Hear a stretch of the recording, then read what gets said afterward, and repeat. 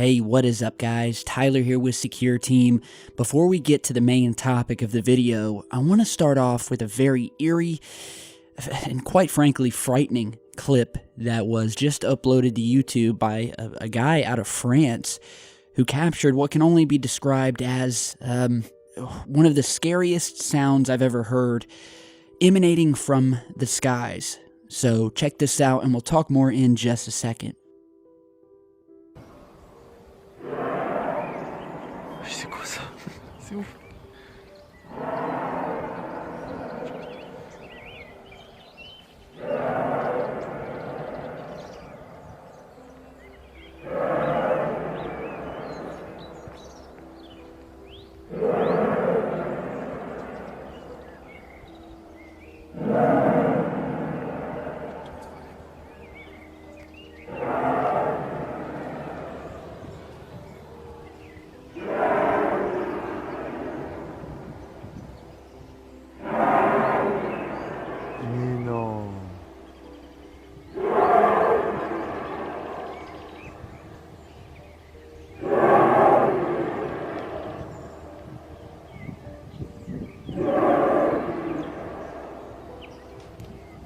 Mon Dieu, c'est ouf.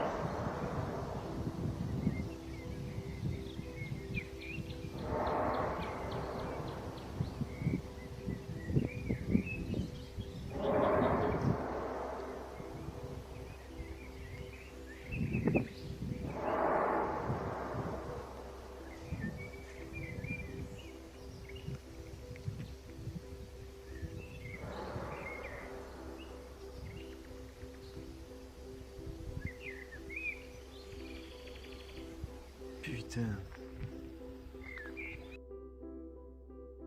Alright, so, I mean, that's a really scary sound. There's very little info about this because it was just uploaded by a YouTube channel that doesn't have very many videos. It looks as if the YouTube channel was created just to post the video, but I received an email from a separate viewer who stumbled across it. I checked it out and it was posted to a YouTube channel called Adrian Grand Catholic. And I further asked him, did the sound scare him? Has he heard it since? He replied that yes, it was very scary. He said that he heard the noise at around 4:30 p.m., was out with one of his friends in France, as I said earlier. And what is so creepy about this is, as the video first starts, you can hear this thing, and it's like directly above these two kids. And you can hear it gradually moving further and further away. The sound or roar of whatever this sound's coming from getting more faint as it moves away from the general location of the recorder. And whatever's creating the sound, it has the capability of moving. And yeah, it's just a crazy clip, and I wanted to see if anyone else has heard this before. These phantom sounds we've spoken about many times on the channel. There have been countless videos posted online. When this very first started and people started uploading videos of these things back in, 2007, maybe earlier, it really did cause quite a stir. And these sounds of what sounded like machinery, something very large, we'll just say, moving overhead, it was featured everywhere. It was one of the top conspiracy theories online. And then after that, we saw sort of this explosion of faked videos hitting the web at the time. I maintain that it was part of a disinformation campaign because it started out with the original real videos and recordings of these sounds, and then almost immediately we witnessed these fakes start hitting the web and hitting YouTube that were coming from some very suspicious sources. And this is what happens. I've seen it in the UFO community. Whenever you post something legitimate, one of the easiest ways, I mean, it's at the top of the disinformation playbook, is to flood the internet or the source matter with disinformation, whether that be fakes or inaccurate data, what have you. You muddy the waters. And so we're definitely starting to see these sound recordings pick back up. And I get a ton of emails from people all the time, even people who haven't recorded the sounds, but have just emailed me to say, we are hearing some strange stuff, and I want you to know about it. So if you've heard something similar, let me know down below. And big thanks to Adrian for uploading this video and allowing us to share it today. So on to the main topic of today's video, what I can only describe as a tank-like object discovered on the moon, scattered amongst what appear to be ruins of some sort, or what look like ruins. Now, of course, the moon is covered with rocks, but when I saw this here, and you're seeing the original, and we're zooming in, this definitely made my ears perk up. And it was discovered by Scott Waring over at UFO Sightings Daily. And as we get close enough to this object here, which very well could be just an oddly shaped boulder or something like that, I want you guys just to notice the artificial nature of it. You know, it's got this rectangular shape. The reason I said it looks kind of like a tank is because if you look at an actual tank from a bird's eye view, you'll see the tank, you'll see the turret on top, and this exhibits some very similar features to the tanks that we see on Earth. So my question is, if this is a tank, obviously it would be ancient, which would explain the weathering on this thing. And of course, it could be something else. It may not be a tank. I'm just using that for context. And so this could be something else. We've definitely do not have a shortage of obvious artificial structures that have been found on the moon, which is why I am so comfortable investigating certain anomalous-looking structures on the moon like this one, because I know that there's a very good chance that what we could be looking at is indeed some sort of ancient structure, and just to brush it off and not even take a look at it, I believe is doing a disservice to this research and to the fact that we know that these artificial structures are on the moon to the point where there's too many to count. But go back into our older videos and you'll see just what we've found here. But there's also some other anomalous ruins, I guess you could say, scattered throughout this photo. And I'll put the link to this down in the video description. But I'm just showing you some of the other things here that really do kind of stand out. They look like pieces of scrap metal scattered across the moon's surface here.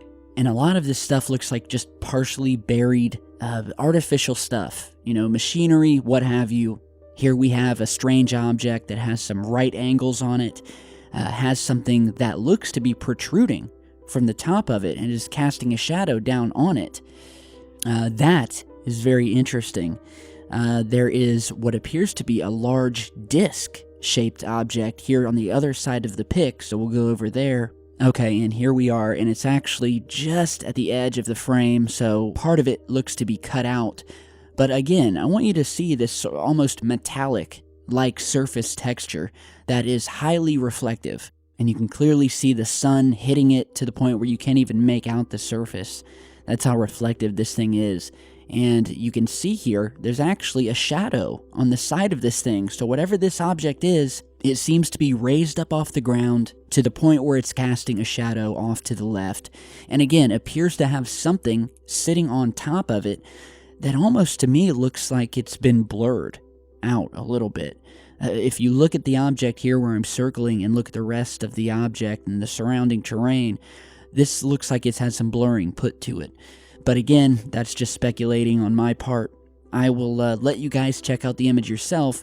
But yeah, there's a lot of strange and artificial looking things in this image. And, you know, as far as the tank idea goes, look, we have discovered sets of tracks on the moon. And no, I'm not talking about boulder tracks. For those of you who don't know, when a boulder or an asteroid really hits the moon, it will most times skip across the moon, leaving a sort of muddied set of tracks behind it. One track, that is. But besides those, we have identified legitimate sets of tracks on the moon. I'm talking about double tracks, like the kind you would get from a vehicle with 4 wheels or 2 wheels or a tank or whatever you want to call it. And you're seeing those images here. And look how perfectly straight these things are and how they move across the surface of the moon, going down into craters, coming back out. Completely different from the tracks that you would see from an asteroid or rock or something like that. Completely different. This is from a vehicle of some sort. And these things just stretch across the moon. You can see in this image, they're going down this hill. I mean, it's smoking gun evidence. These are vehicle tracks, and I remind you, tracks that are found far away from any of the Apollo moon landing sites. Alright, so whatever these are, they're not from us. And if they are from us, we were not told about it. So let me know what you guys think about this strange tank-like object. And before we go today, I just want to give a special thanks to a couple of viewers, a husband and wife who go by the name of Greg and Allison, who of course are big fans of the channel, recently became monthly supporters on our official Patreon page, and are from Scotland. And so the other day I received a package from them out of nowhere. I had no idea that they were sending it. And once opened, found that they had sent me a treasure trove of goodies and snacks and candies that you can only find in Scotland. And they even included some really cool postcards of Edinburgh. And so I thought that that was really thoughtful. And there's so much cool stuff here. But big thanks to Greg and Allison. I really appreciate it. And thank you to all of you guys for continuing to be the most awesome fans on YouTube and the world for that matter. So thanks for stopping by. Be sure to like and share this video. Let's get a dialogue going, and I will see you all back in just a bit.